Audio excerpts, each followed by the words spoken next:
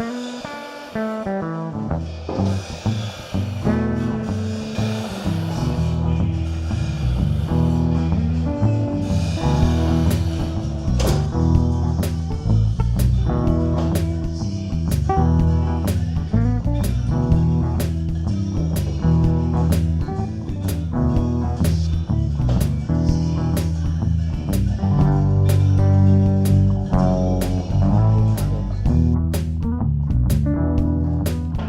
then what I'll do is when I edit it, once I get to the place where I want it, I'll just flip the page.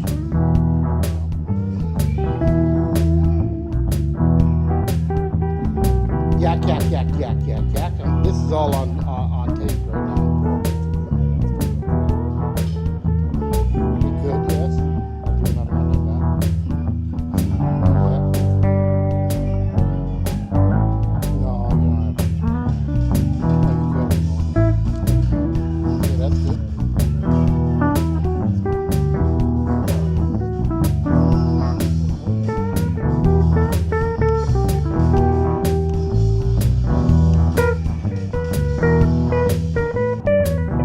Just keep going. We're gonna zoom in.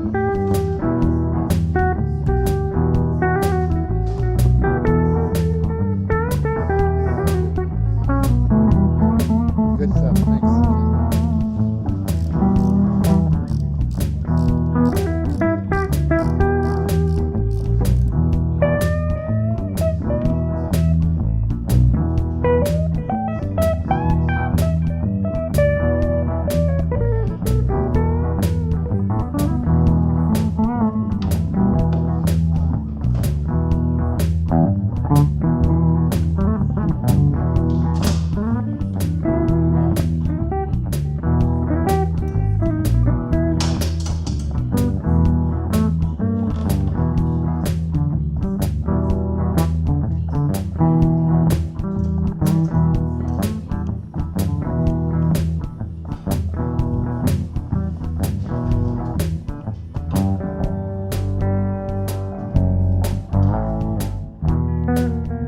Hello, everybody in EV land.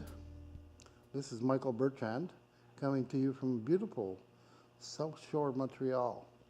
Today I'm doing a little reportage on a EV project that one of my buddies is doing. And it's, I'll hand him over to you. He's going to introduce himself and tell you about a little bit about himself and what he's doing. Go ahead, Kenneth. So yeah, my name's Kenneth McKenzie, and I work as a key grip in the film industry. And one of the things we do in film industries is on occasion we do camera car work, and the noise of a gasoline engine or a diesel engine just doesn't work on a film set. We need to be able to record the actors' voices, and to do that we need to be really quiet. So an EV vehicle is a perfect platform from which to shoot. There's a few of them that exist in the States, but there's really nothing up here in Montreal. So I decided I'd build one. And I bought an existing chassis from a vehicle called a Tom car. And I'm using their frame and their suspension and their drivetrain as the foundation for my car. With Mikey's help, I'm basically converting it to an all-electric vehicle. We're going to run an AC system off a 120 volt battery, 200 amp hour battery pack. It's a big battery pack for what we're doing, but I have the feeling that I'm going to use the battery pack for a lot more than just driving the vehicle. I'll be able to supply the camera with power, potentially remote heads with power, potentially even lighting with power from the battery pack. Typically in a film application, we don't do a lot of mileage. We may do one shot 15 times, and that may be 3-4 miles, and then we can charge up for a couple hours. So mileage is not a huge concern for me. But being quiet is, and I think this was the way to go. So could you tell us how big your battery pack is in terms of kilowatt hours? 240? No, I was thinking more like 23 kilowatt hours. Kilowatt hours, it's 23 kilowatt hours? Yes, That would be roughly, How do you get that? the 200 amp hour batteries create, each battery is 640 watts. Okay. And you times that by 36 and you'll get a number around 23,000 watts, which is 23 kilowatt hours. So what other special equipment does this EV need because of its peculiarity in what you're attempting to accomplish? Are there any special equipment other than their normal EV stuff? Are there any different converters or whatever you have to use? There's a whole whack of different things that we'll have on this car that you wouldn't have on your standard EV car. We're going to put air suspension on it, partly to smooth out the ride, but more importantly to keep the car level. We will also have a totally flat top deck with holes all over it so that it's easy to rig cameras off. And there's every likelihood that everybody will want to sit on the same corner. They all might want to sit up front on the left corner or the right corner, and an air suspension system will help keep the car level in those situations. So the shocks we see right now on the video, these would be, would you be keeping these or would you change these out to something different? No, we're going to change these out to a completely different setup. These are the original shocks that came with this off-road vehicle. This particular vehicle had 13 inches of suspension travel. It was really designed as a fast, high-performance off-road vehicle, kind of like a Baja race car. You'll even notice that the system of the drivetrain system here, which the drive shaft came in here and then go through a chain drive system down to the wheels. It's kind of a similar design that Hummer uses, so that they don't have drive shafts to get hung up on rocks and what have you. So the road clearance on this would be phenomenal. Yes. Using this setup. What modifications do you need to do to the actual suspension components to make this happen? Very little in terms of modifying. I'm basically just going to change out these shocks, these coilovers, for an air system. The shocks I'm using are a very similar design, except the springs will be replaced by airbags. But they kind of look like this in many respects. And they will actually have a very similar length. They'll have a lot less travel because I'm lowering the vehicle to keep the center of gravity lower, and because I'll use the vehicle mostly in street applications, I don't see any need for the huge suspension travel that it has now. And what you said you were using an AC system. Who makes this AC system? Where did you acquire it from? Do you have any specs on the motor, that type of stuff you could maybe enlighten us on? Yeah, it's an AC75. It's a pretty standard motor in the industry. It's provided by, bought it through Mikey from High Performance Electric Vehicles, HPEV. And I bought an adapter plate from a Canadian company out in Vancouver, actually on Vancouver Island. Canadian electric vehicles, and I made it up to a transmission from a Volkswagen. It's a manual transmission, and I put a transmission in basically to give us a little bit of flexibility. Probably won't use probably won't be shifting gears much while it's working, but we'll shift the gear. We'll select a gear that's appropriate for what we're doing. If we want to really if we have a big hill and we need some torque just to get up the hill and we're pulling a heavy load, we'll choose the lower gear. And if we're out on the flats just doing higher speed work, we'll select a higher gear. So it's really to give us that flexibility. That's partly why we also went with the AC system over the DC system.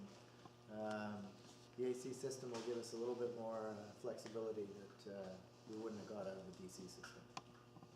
What do you think the advantages of an AC system over a DC system would be in this case? Would it be the regen or just the facility of doing an AC system? Regen was a big part of it. Being able to, driving a camera car, it's all about being smooth. You want smooth startup and you want smooth slowdowns. Any jerkiness is going to show up in the image. So the regen system will help in having a really smooth deacceleration. And it's something you can program, so you can really decide how much regen you want. You could program it specifically for different shots. If you wanted a really fast slowdown, but a smooth fast slowdown, you could program that into the controller. And if you just wanted to stretch it out and sort of coast out into a stop, you could program that setup as well. What about other power, excuse me, other power requirements of this this rig? Do you need any special, are there other power requirements to run any special equipment on this car?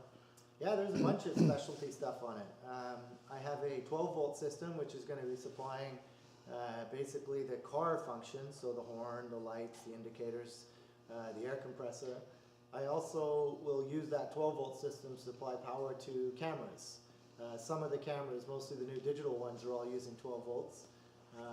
There'll also be a 24-volt system, which will supply cameras with power, because all the film cameras run on 24 volts, and some of the newer digital cameras also run on 24 volts. They actually have converters inside them that will convert 24 down to 12. But you can plug 24 into some of the newer cameras, specifically the Alexas from Aeroflex. But I also have a car post, which is a camera lift that goes on the vehicle, and that runs off 240 volts AC. So I'm going to use the 24-volt system to provide power to an inverter, which will convert the 24 into 240. So I'm actually going to have a separate battery pack for the 24 just to give me a bit of reserve. So I won't be running that straight off the main DC pack that I have here. So I'll have the main DC pack, which is 120 volts, sorry, and then a secondary DC pack, which is a very small one, probably only a 20 amp hour pack that will supply the converter, which will convert to 240 volts AC. Where would this car be used? Will it be used on documentary type video stuff, or is this a high-end film industry tool? It's more likely to be used in a high-end type of feature film, commercial type of environment. Documentary films, typically they're very, very small crews and they don't use a lot of specialty equipment. Because of their documentary, they're not often recording sync sounds, so they don't need to record dialogue. They're adding that in after. This car is really made so that you can record sync sound. There's the noise factor, no engine running. So it'd be more than likely used in a feature film type of environment. It'll work inside on the sound stages because there's no exhaust coming off the thing. We could use it in some of the big stadiums that we have. But then it can work equally well out on the streets. I think it'll have enough power that it can keep up with most vehicles in the short term. So you could stick it up against a motorcycle. You could shoot motorcycles using this vehicle. You could shoot car to car. As long as you're not going up onto highway speeds, I think it'll be an appropriate vehicle for doing that. Also plan to be able to use it as a crane base for small camera cranes, just giving you more flexibility. It's about making it do all kinds of stuff. It's trying to make a platform that's flexible. Well, this is a really interesting project. I'm more than interested, and would like, if you wouldn't mind, I would like to follow your project as it develops. I wish you all the luck, and we'll see you on the next installment, Mr. McKenzie. Thank you very much. Thank you.